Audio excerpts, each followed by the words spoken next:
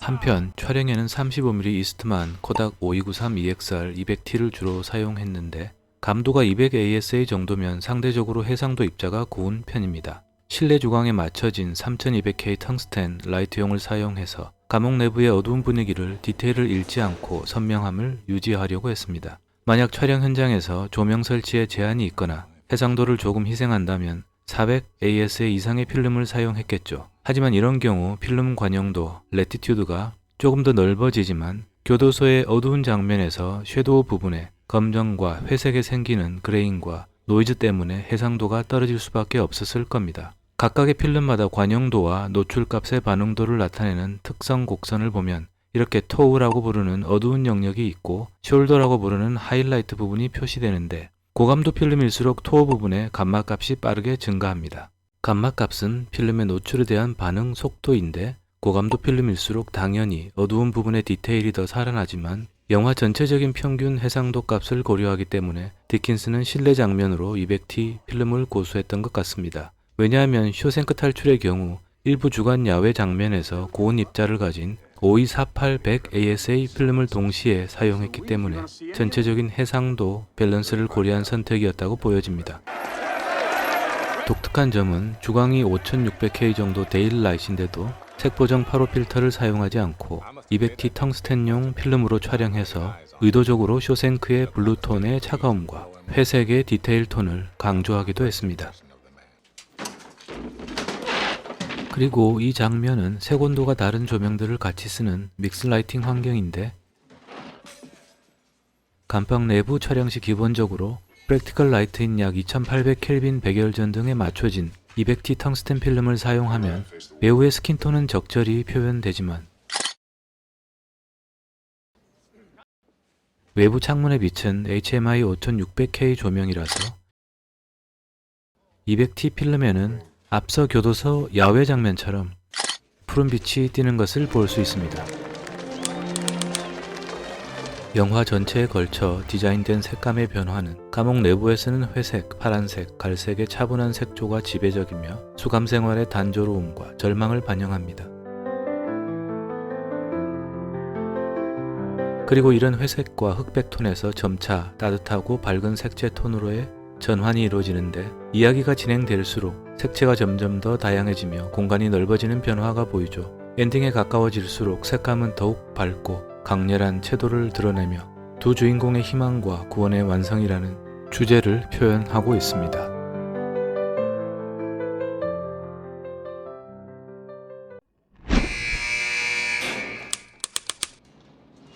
촬영 감독 디킨스는 영화 내내 꽉 찬 프레임과 폐쇄적인 감방, 그리고 교도소 외부에서도 하늘을 제한적으로 보이도록 유지합니다. Waste of money if you ask me. Why is that? Sir.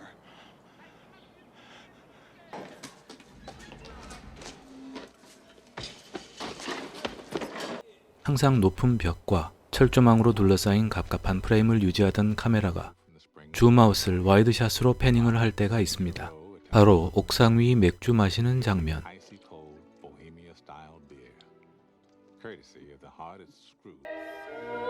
오페라 틀어주는 장면.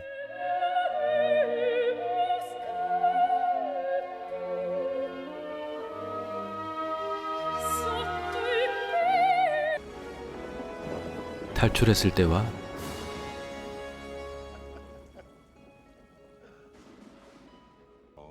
앤디가 자동차 운전하는 장면. 마지막 바닷가 장면 5곳입니다. 영화 내내 폐쇄감을 느끼고 갑갑하게 유지되었던 카메라 닫힌 프레임이 열릴 때는 정서적 충격이 훨씬 더 크게 작용하게 되죠. 지금까지 설명드렸던 계산된 세계 언어와 카메라 프레임이 이해되셨다면 이제 영화 시작과 끝에서 대꾸로 이루어지는 완벽한 수미상관의 씬 구성을 알 수 있게 됩니다. 영화 시작 부분에서 앤디가 쇼생크로 들어가는 장면, 에어리얼 쇼트가 쇼생크로 빨려 들어갈 듯 천천히 교도소 안으로 들어가는 카메라 움직임이 보여집니다. 색은 차가운 블루톤과 회색톤의 채도가 낮은 컬러로 유지되며 음악은 암울한 분위기를 전달하며 앤디의 절망적인 미래를 암시하고 있습니다.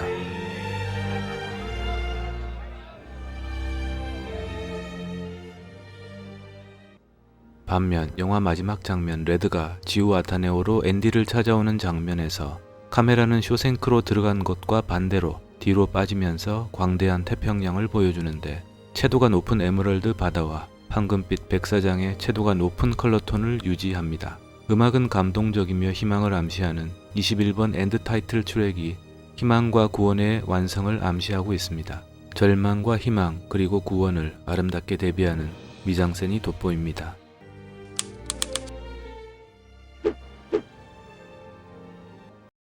참고로 벡터스코프는 색의 채도를 디지털 신호로 분석하는 계측기이고 웨이폼 모니터는 이미지의 명도 밝기를 분석하는 계측기입니다. 원래 방송 장비로 개발되었고 이후 영화나 후반 작업 스튜디오에서도 사용하게 된 이미지 분석 툴이라고 할 수 있죠.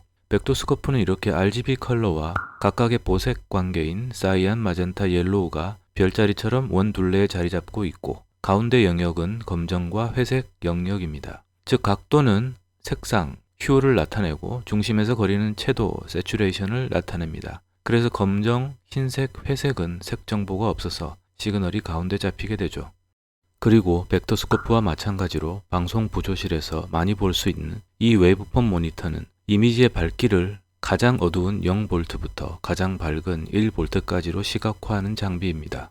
지금 디지털 장비는 0V를 리얼 블랙, 진 블랙 기준으로 삼지만 10여 년 전까지만 하더라도 방송 장비가 베타캠 같은 아날로그와 혼용하고 있어서 웹폼에서는 0.3V까지를 방송 싱크 정보로 보내고 실제 진 블랙부터 화이트 영역은 0.3에서 1V 사이로 사용했었습니다. 그래서 어떤 편집 프로그램이나 후반 보정용 프로그램에서는 여전히 0IR2가 아닌 7.5IR2에서 블랙이 시작하도록 세팅되어 있기도 하죠.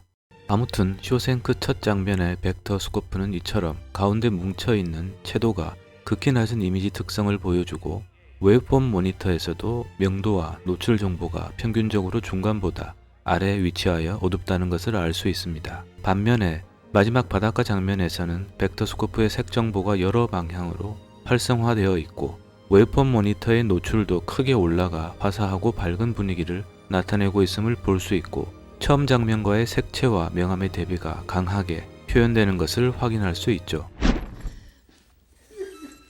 한편 다라본트 감독이 연출한 또 다른 교도소를 배경으로 한 그린 마일에서는 사형수 존 커피가 초자연적인 치유 능력을 지니고 있으며 그의 순수함과 희생을 통해 인간의 본성과 구원의 주제를 탐구합니다.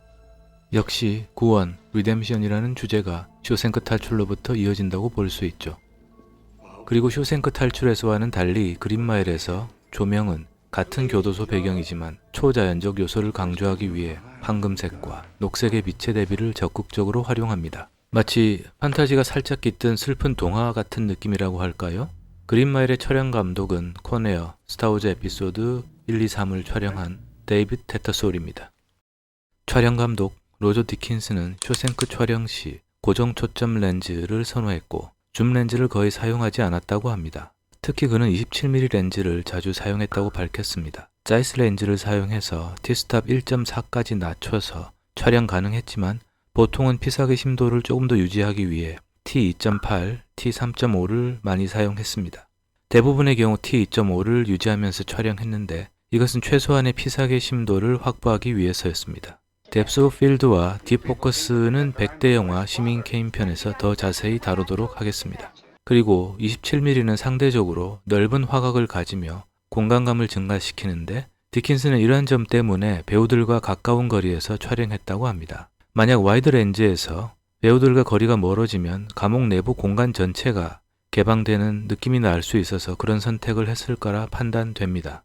참고로 아래 보이는 카메라가 A 카메라 REBL4S이고 위에 보이는 카메라는 무비캠 컴팩트인데 B 카메라로 사용했다고 합니다. 그리고 클로즈업도 40에서 50mm를 사용했고 85mm 이상은 사용하지 않았는데 이러한 촬영 방식은 줌 렌즈 계열에서 나타나는 공간의 압축과 속격 효과를 줄일 수 있고 대신 더 높은 몰입감과 인물에 대한 정서적 밀착감을 올릴 수 있었다고 보여집니다. 그래서 디킨스는 와이드 앵글 렌즈를 활용하여 배경보다 피사체 간의 거리감을 더 강조하려고 했고 캐릭터 간의 고립감을 동시에 표현했습니다. 참고로 탈출씬에서 바로 이 장면, 하수관은 실제로는 3m짜리였다고 합니다. 그래서 길게 보이게 하기 위해 배경팀에서 손으로 그린 동심원을 3m 끝에 놓고 촬영한 장면인데 꽤 깊어 보이죠? 그런데 이 방법은 디킨슨이 바턴 핑크의 배수관 장면에서 이미 한번 사용했었던 방법입니다.